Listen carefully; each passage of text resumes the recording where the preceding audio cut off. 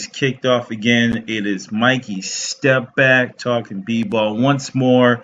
We're in here, team previews. I'm up north right now, made it to see the mama. So we're out here just relaxing, getting ready for Christmas. I'm watching the games, the action's on, and I got one more week or I'm cheating if I don't get all these team previews released for all you guys watching the channel. Let's go through and look at the Cleveland Cavaliers. It was all downhill when LeBron left, and then they started to just build up and build up and build up. And now we got a team. We got a full team on the Cleveland Cavaliers. They're another sleeper. Let's talk about them, see who has come in and what they got. You see the faces. Let's go through the transactions. So from start to finish, the free agents for last year, I guess I'm going to go over the relevant guys. Norvell Pele, he's been moved around the league quite a bit. Again, he became a free agent. Rajon Tucker, another guy left over. He was a free agent, but he was immediately signed over to the LA Clippers. He's an exciting talent. Would have loved to see him play. Ante Zizic is another guy. Matt Dellavedova, and then Tristan Thompson were also free agents. So who left, right? Renounced Tristan Thompson, gone. Dellavedova, maybe see you later. So we'll see what happens here as we look through it. They re-signed Dellavedova. They kept, I guess, Matthews for the Pele, Matthews, those guys, no offense. The practice squad team building up the presence, right? Don Maker was signed. That was a huge signing for them. Came over with Andre Drummond. Those Twin Towers continue to unite and are trying to make something happen here in Cleveland. Marquise Bolden out of Duke, a slept-on character. He reminds me, I don't want to say it, but I'll get there. He's a journeyman. I think he'll be in the league a long time, whether with Cleveland Cavaliers, New York Knicks. It's just he has that type of talent. Lamar Stevens, we'll see what happens there. I believe that he's still on there. And then Levi Randolph is another dude that they have. I believe they just released him along with Pele. So the 21st, they released these two guys. A part of the efficacy here of me being honest here, they have big talent to me, okay? These are the guys. Sexton, Garland, Windler, Kevin Porter Jr. When they drafted Isaac Okoro, it was a question mark for me on how does he fit in.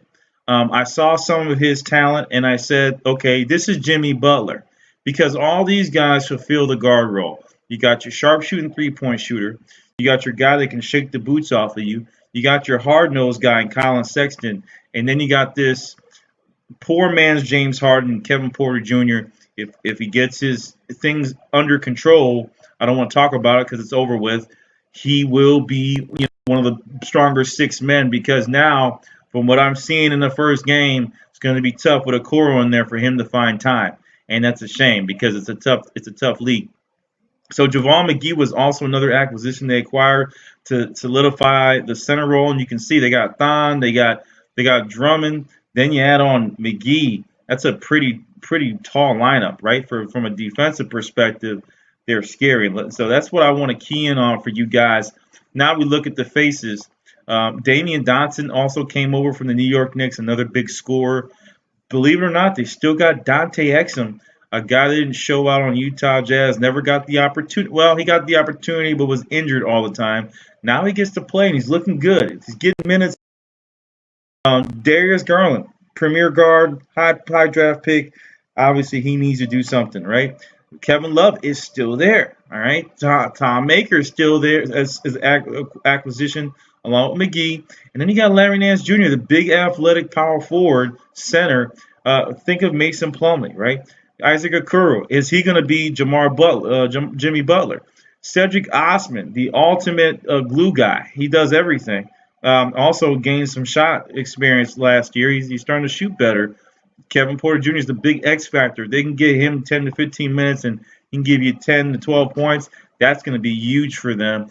Colin Sexton is just a scorer. He's a superior scorer.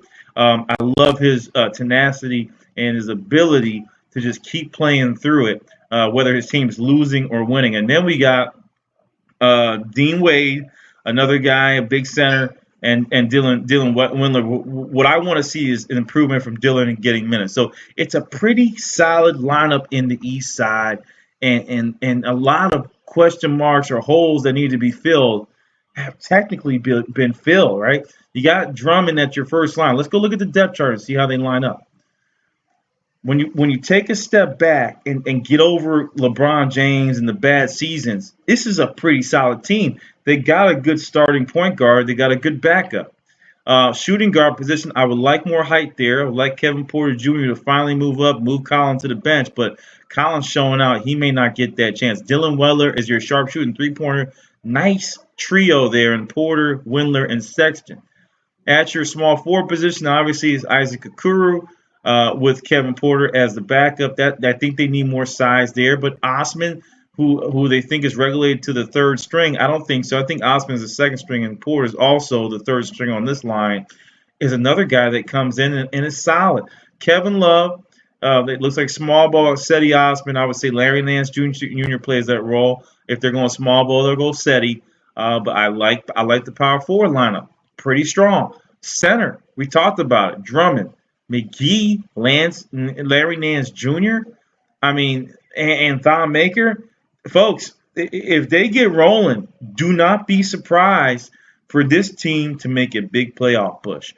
Believe it or not, this team is rounded up. If they get another lottery pick and they're able to land, oh, God, I wouldn't even know what to tell you. They would have to trade Love, um, a stronger power forward because of Love's age. That's all I'm saying. He has some age on him, right?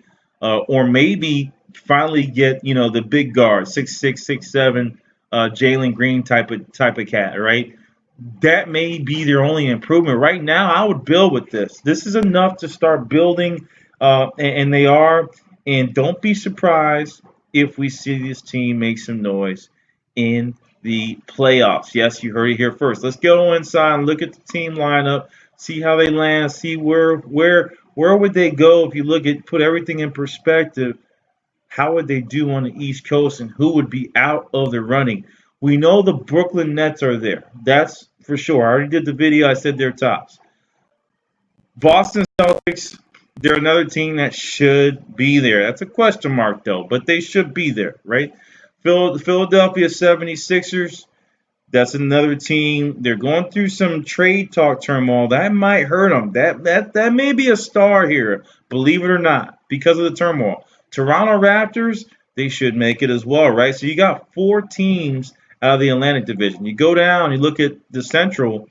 Chicago Bulls have definitely improved. I told you Detroit's my sleeper team. But then you add on Indiana and Milwaukee. You already got 8 teams right there. So somebody's going to have to let off. And I think Indiana's going to have a tough go. With the talent between these 3 teams, Chicago, Cleveland, and Detroit, somebody's going to make it painful for Indiana. And I believe they'll be taken out by one of these 3. What I'm saying is my new input to get into the playoff running. And especially Detroit. Cleveland's a close second behind Detroit. Okay. Keep going down. Atlanta Hawks are there. I don't think they make it. Charlotte Hornets, I'm not really enamored on what they got. I love ball vision. They can all pass. However, is he really a game changer for that team with the personnel that they have? Miami Heat, they're going to get in there. So that's one. Magic, I think they're solid to get in there. They do it every year. Washington Wizards, everyone believes in Russell. But when I look at everything on the table, Russell has some talent with him. Danny Avdija, Humachuri, and Bradley Beal. I'm still worried about what they got on Detroit. I think Detroit and Cleveland have a little bit more weapons when you really look at it from a talent athletic perspective versus the Wizards. So, and the way I see it, big chance for them to get into the playoffs. Great movement from a personnel perspective. This is going to be a fun team to watch, a team that you will want to watch. When they get Kevin Porter Jr., they'll be at full strength, and I'm excited to see what we will get from the Cleveland Cavaliers. So what I want us to do at this time is step back, continue to watch the season, and let's take a look at what we're going to get from the Cleveland Cavaliers, a team that shot. I like to look at the percentages. Last year,